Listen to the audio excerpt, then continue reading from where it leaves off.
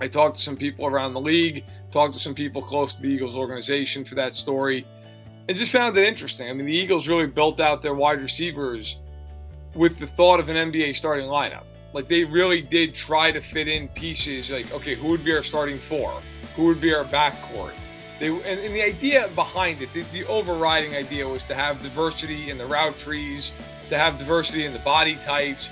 Like, when they run an A.J. Brown, they looked at him as like a power forward. They looked at him as a four. A guy who is more of an Alshon Jeffrey, but a better player. Maybe more explosiveness. And then on top of that, I thought, defensively, Nakobe Dean was a guy they almost drafted in the second round. They ended up taking Cam Jurgens.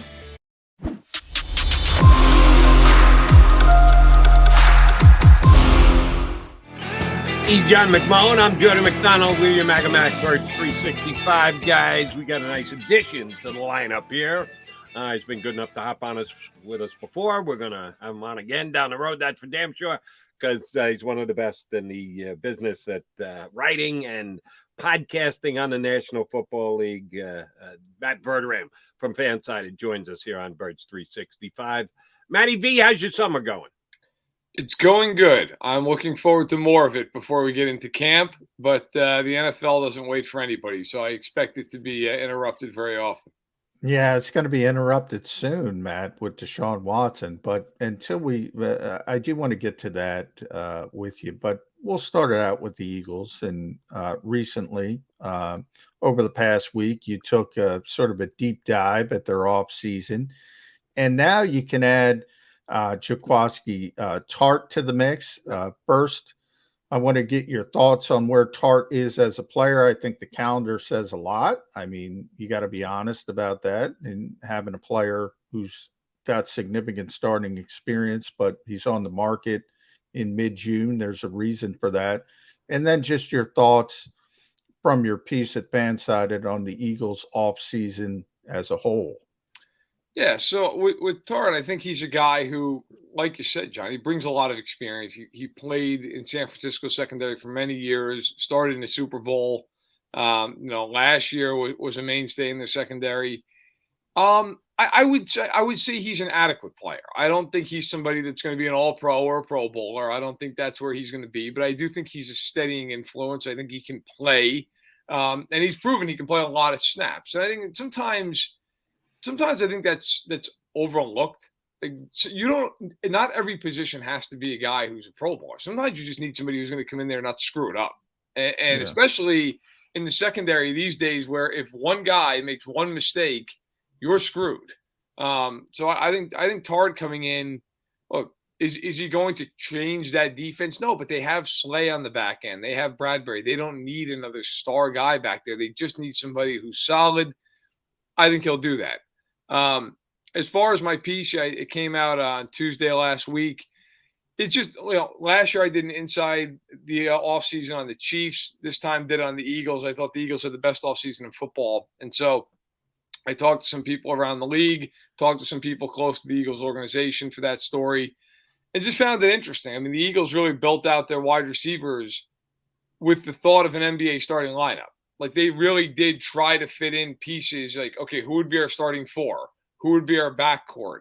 And the idea behind it, the overriding idea was to have diversity in the route trees, to have diversity in the body types. Like, when they run an A.J. Brown, they looked at him as like a power forward. They looked at him as a four. A guy who is more of an Alshon Jeffrey, but a better player.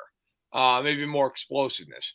And then on top of that, I thought, defensively, Nakobe Dean was a guy they almost drafted in the second round. They ended up taking Cam Jurgens. But they were so surprised that Dean was still around in the third that they had a little bit of an emergency meeting to make sure they didn't miss anything before they took him, because they were so shocked he was still there. So,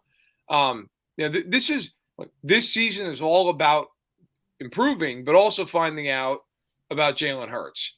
And they wanted to give him the absolute best opportunity possible to flourish, both individually and from a team perspective.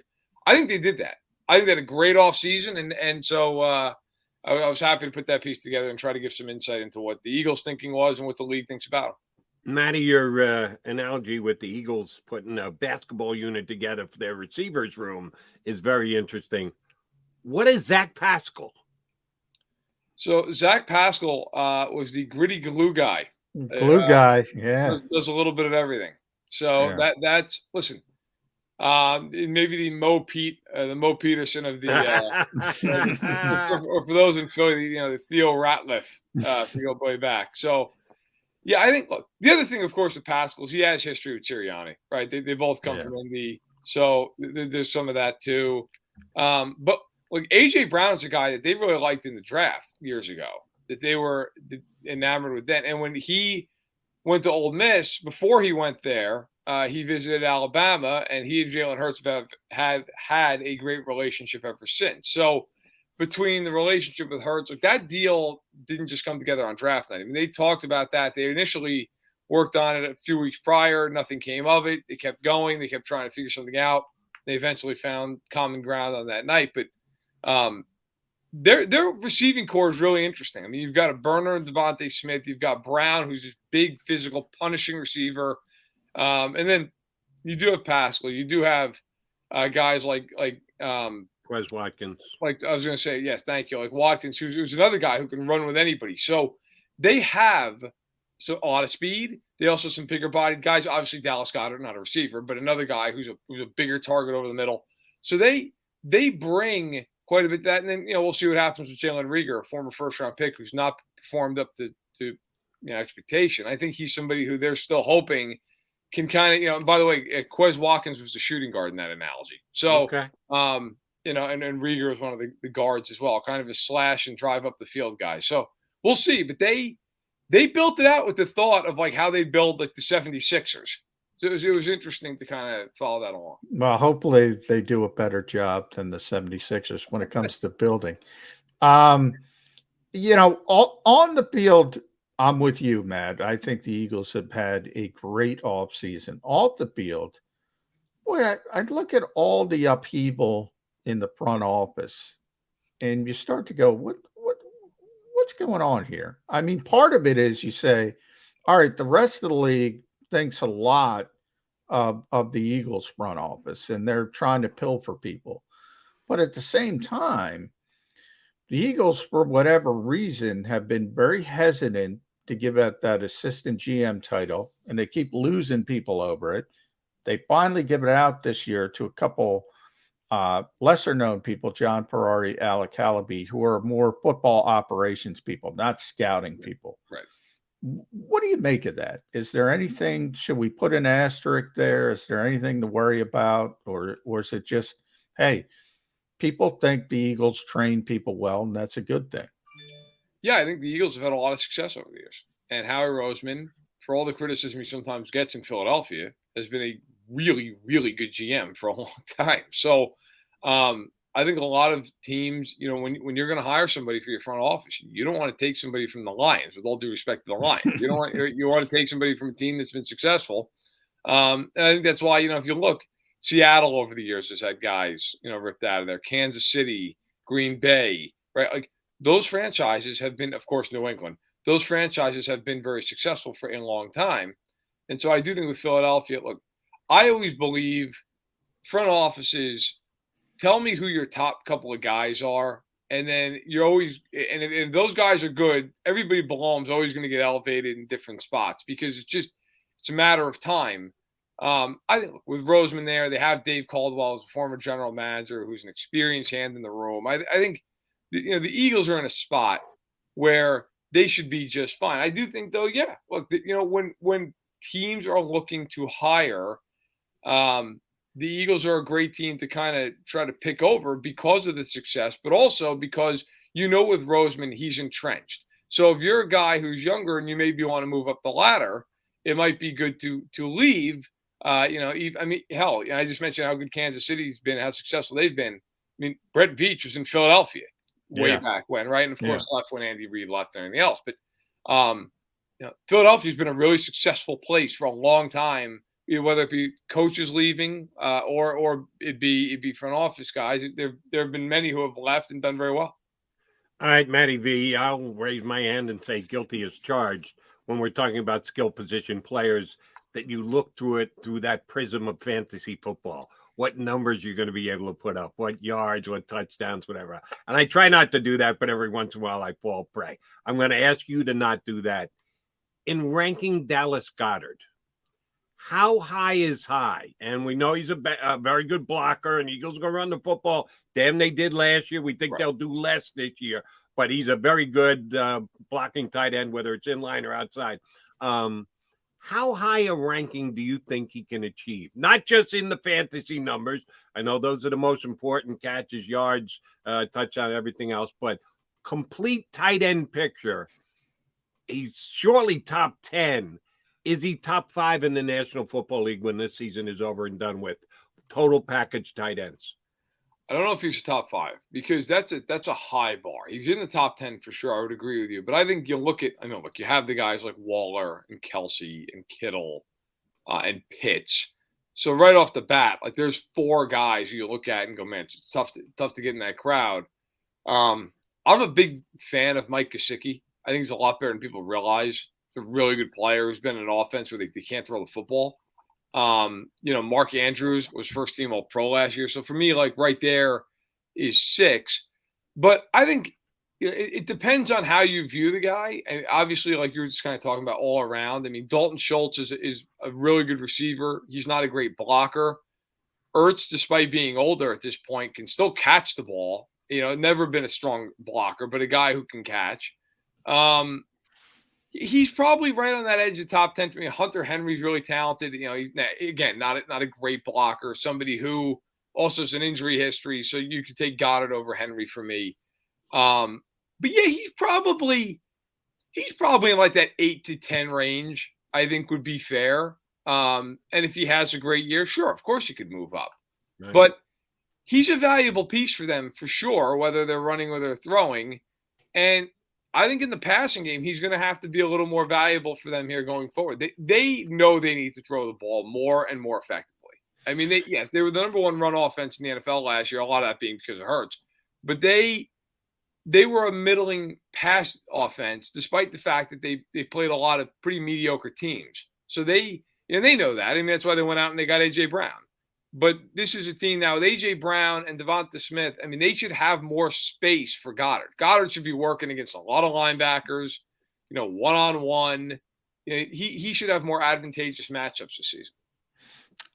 Any questions about it's always a good problem to have, although I would argue, when coaches say that, it's not – it tends to never be really a good problem. But – when you have A.J. Brown, you have in it ascending Devonta Smith, you have a good tight end. They want to get Kenny Gainwell involved in the passing game.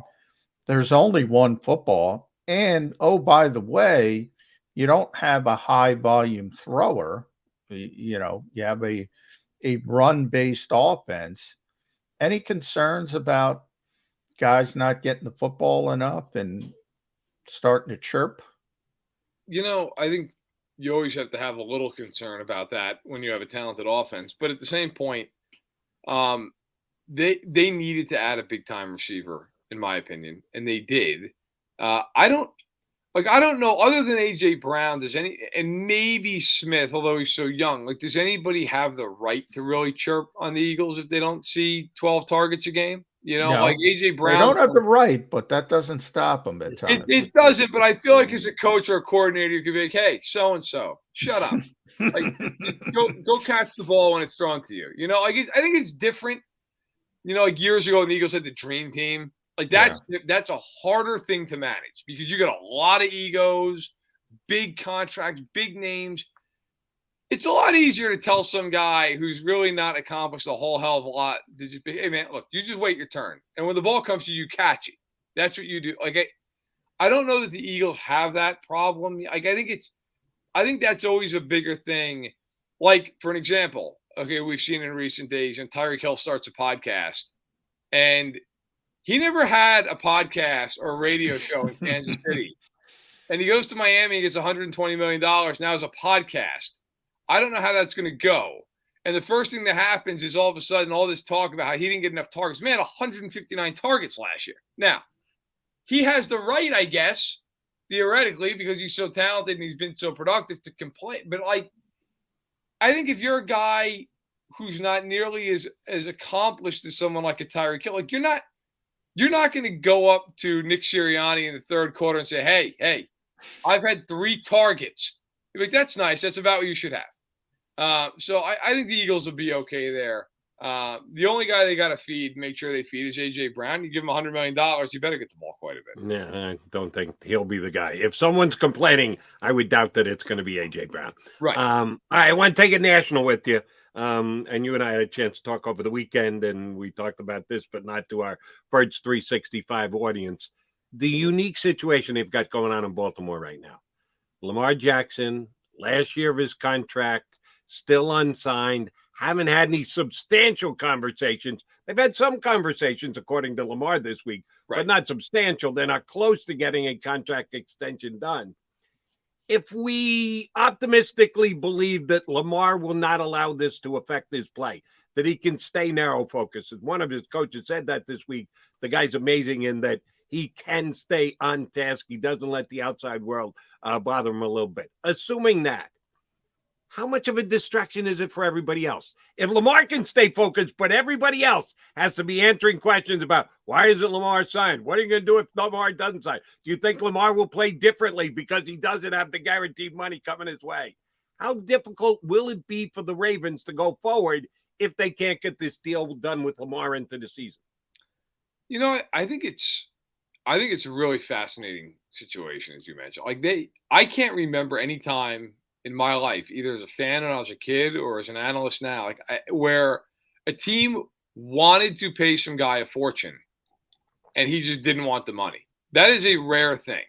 Yes, it is. You know, I don't know that it'll be a big distraction in season, because I feel like once you get to the season, then it just becomes about the games and the weeks. You know, but in camp, yeah, it'll be a storyline if he's not signed. I still believe, maybe naively, that they will have a contract done by camp. And I have no inside. I just feel that way. I feel like at some point Lamar's going to wake up and go, man, if I get hit wrong, if the turf slips out and I tear my ACL, I'm losing a fortune potentially. He is, and I've had fans say to me, because I've written about this a few times, I've had fans say to me in response to columns well, everybody's one hit away. Okay, yeah, but he's more than most. Okay, I'm more worried about him getting hurt than I am about Matthew Stafford getting hurt. Right. He's going to get hit more. He puts himself in harm's way more. That's just the way it is. Yeah. I get the same thing, Matt, with Jalen Hurts, and they'll say, well, Jalen got hurt last year and had to have ankle surgery, and you got hit in the pocket. They say you got hit in the pocket. And you're missing the point. It's the law of averages. The more you get hit, the more likely you are to get hurt. You're not insulting the particular player. Right. I mean, at some point, if you run as often as Lamar Jackson does, you're going to get hit in a way that you end up injured. I mean, last year, he missed the last month of the year. Now, that was a play where he wasn't running necessarily, scrambling, got hit and got hurt. But I think if you're him, you go in there and say, listen, I need to be paid more than Deshaun Watson, and I will sign. I mean, if I'm him, I'm asking for $250 over 5 years. I would. And now would they give it to him? I don't know. But that's what I would ask for. The hard thing is, if it was really truly 1 year and then free agency, I could maybe get a little more of the gamble. They're just going to tag him twice. Now you could always say, well, he could force his way out and demand a trade. Okay, sure. But he's been insistent upon the idea that he doesn't want to leave Baltimore, that he wants to be there for the rest of his career. Well, if that's the case, then why wouldn't you sign a contract for camp? It's always weird too, because he doesn't have an agent. And so, that makes for a much tougher negotiation. I've asked a lot of people around the league about this, and the thought process from a lot of people in front offices I've spoken to is it is a lot harder to have that negotiation. Because with an agent, they understand his business. You can be a little bit more blunt about things. You don't want to insult the player. That makes it harder. That makes it trickier. And I think that, that might be a little bit of a part of the reason that it has been hard for Baltimore, and it has been a little bit of a delayed negotiation. I still think he'll be signed. Smart money just says that at some point here he'll do that. But with every day that goes by, it also lends itself to the idea, if you're Baltimore, you need cost certainty at some point going forward. You need to know what's going on. So he's really playing with fire, in my opinion, on this. Now, you mentioned what you would ask for if you're Lamar Jackson. Right. How upset is the league as a whole with the Cleveland Browns? Oh, they're really pissed. I've talked to a lot of people about this. In fact, my Stacked in the Box column, my fan site, went up 2 hours ago, and the lead off, or the lead off part of that was about if you were to look ahead. One of the big storylines, I think, next offseason is going to be contract extensions for Justin Herbert and for Joe Burrow. And I reached out to 3 prominent agents who have negotiated huge deals and said, if you rep those guys, and for the record, neither one of them, or none of the 3 do rep either one of those players, but I said, if you rep one of those guys, what would you ask for in light of Deshaun Watson's contract? And all 3 of them independently all gave the same answer: $55 million a year, fully guaranteed, because that's what they're worth in comparison. They're as good, if not better, and they don't have 24 civil suits against them, and they haven't missed a full season. And that led to a really interesting conversation. I'd encourage people to read about, look, the Bengals and Chargers are cash poor in comparison to other franchises. The Chargers just paid a $650 million relocation fee, and they're in the midst of an in-family lawsuit right now with the Spanos family. The Brown family, it's an inheritance, just like it is with the Spanoses. I was told by one agent, look, for the Bengals, they might have to take out a business loan to be able to pay Burrow, because that money, when you sign a guy to guaranteed money, it has to go into escrow. Escrow, yeah. Right. And people in Philly ought to know about that with Leonard Toast and everything else. Right. I mean, that's kind of where it comes from. So that money's got to go to escrow. And there's a belief by some in the league, including people that I spoke to who are formerly around those teams, that feel like for those teams to sign guys like Herbert and Burrow, if those are $275 million guaranteed, they're going to have to get loans from banks to pay that contract, to pay that escrow out of hand. So I'll tell you, nobody's more pissed at the Browns than the Bengals and the Chargers right now. And the Cardinals ought to be included in that to some degree as well. I didn't include Murray in that conversation. I don't feel he's on the level of Burrow and Herbert, but he could be if he has a great year. Yeah. And the Bidwells haven't exactly been known for just throwing money around like a kid at a frat party. So I think this is going to be very interesting. They set a precedent that if you are anybody who reps these big up-and-coming young quarterbacks, you have to get more money than him. You have to get more money, and you're going to have some franchises who balk at it, who maybe eventually do it but fight for years. I mean, it's going to get ugly. Love your Stacking the Box podcast, and you didn't go here yet, so I'm going to take the here. Part of what you do is try and look into the crystal ball, make predictions. So I'm going to ask you to do one here. It's actually opening day is September 11th this year, which we could talk about for an hour, but we'll put that aside. September 11th, the Cleveland Browns are scheduled to play against the Carolina Panthers in Carolina. And people are speculating, who could be the starting quarterback that day against the Browns? That could be Baker Mayfield, which we could do that too. Carolina side, percentage chance, opening day quarterback, Cleveland Browns in Carolina. Deshaun Watson, Baker Mayfield, Jacoby Brissett. What would you give the 3 percentages for each of those guys to be the Browns opening day starting quarterback this year? 0% for Deshaun Watson. 0. I would be shocked if he's there week 1. I would say Mayfield has like 67% chance, and then Brissett maybe comes in with the other third. Okay. I just think if you're Cleveland and you're Kevin Stefanski and you're Andrew Berry, like, this whole thing has been a tire fire inside of a dumpster fire. This entire offseason has been a mess beyond words.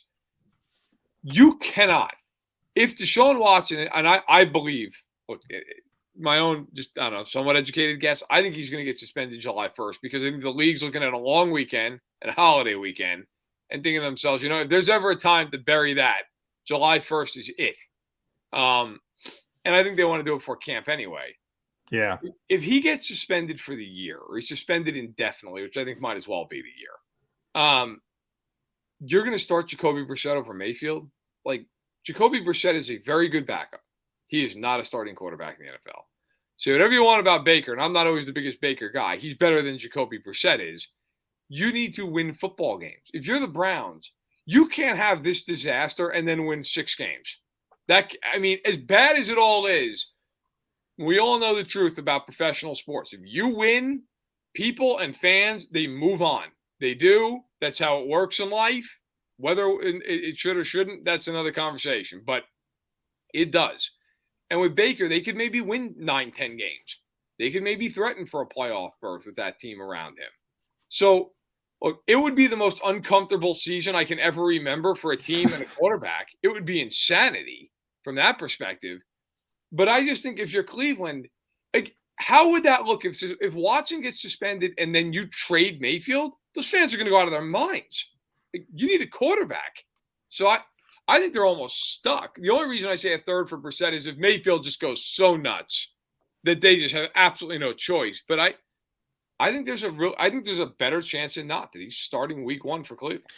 All right. He is at Matt Verderame. You can read him at bandsided.com. Stacking the Box podcast does a great job. So Jody brought up Browns versus Panthers on September 11th. I'm with you, Matt. 0% Deshaun Watson starting for the Cleveland Browns.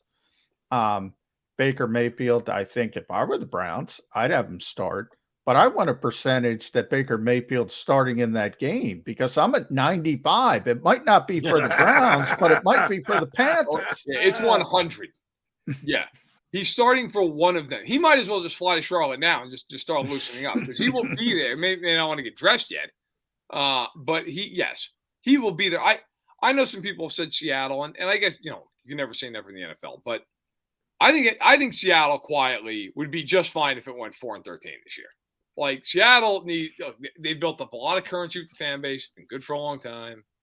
When you trade Russell Wilson, you're rebuilding. When you let Bobby Wagner walk out, you're rebuilding. That's what's happening.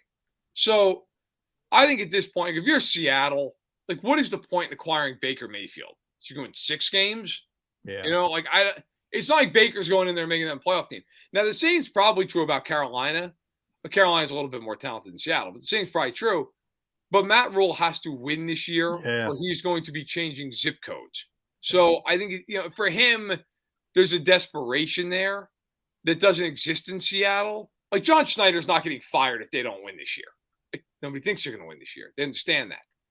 Carolina, David Tepper's sitting there just waiting to fire Matt Rule if this thing doesn't go well. So I think it's just a lot different in Carolina. The desperation is such that I think they would make a move way before Seattle would. Matty V, always a pleasure. Whenever we get a chance to get you on, we're going to tap into you plenty before the year starts, when the year is ongoing. You do a great job whenever you jump aboard with us. We thank you for it. Continue to enjoy your summer. See me and sneak about 24 hours of vacation in there somewhere before camps open up. We'll not be bothering you on your one-day vacation whenever that happens. Thanks, big guy. Thanks a lot, guys. Appreciate it.